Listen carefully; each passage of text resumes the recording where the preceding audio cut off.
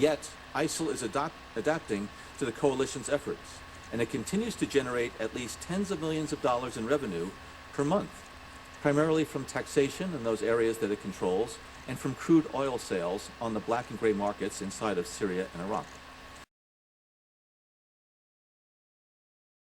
Specifically, what would be your strategy?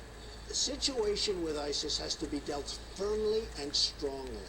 When you have people being beheaded, I would love not to be over there. That's not our fight. That's other people's fights. That's revolutions. That's whatever you want to call it, religious wars. I would do things that would be so tough that I don't even know if they'd be around to come to the table. What sort of things, though? I would take away their wealth. I would take away the oil. Wouldn't you be destroying the wealth of Iraq? No, let me tell you, there is no Iraq. There is no Iraq.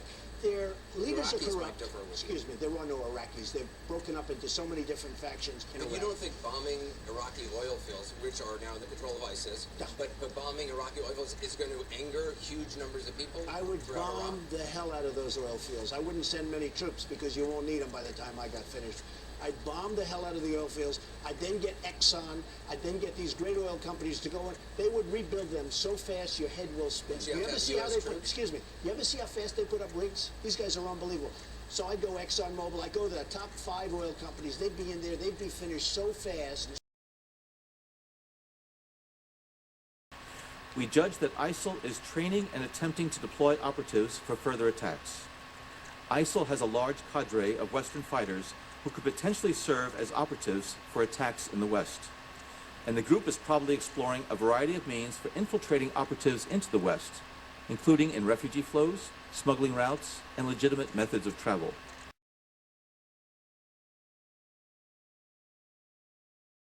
You know, you hear a lot about how the people who are living there left to go fight. We don't have that problem here. Now, we may have some other challenging issues with terrorism, and we have to be vigilant and strong, but part of the reason is because we have always welcomed immigrants and refugees, and we have made people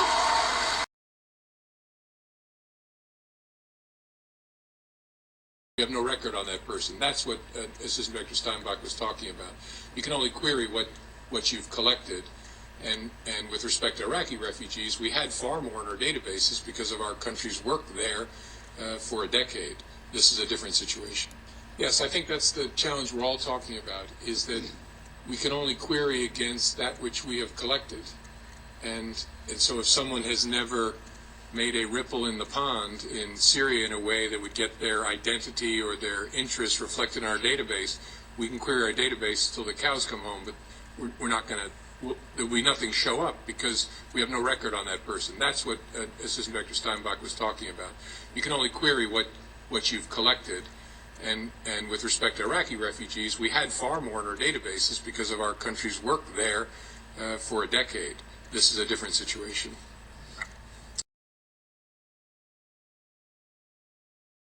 This year, that will end, the fiscal year that will end at the end of this month, the United States is on track to take in about 1,500 Syrian refugees.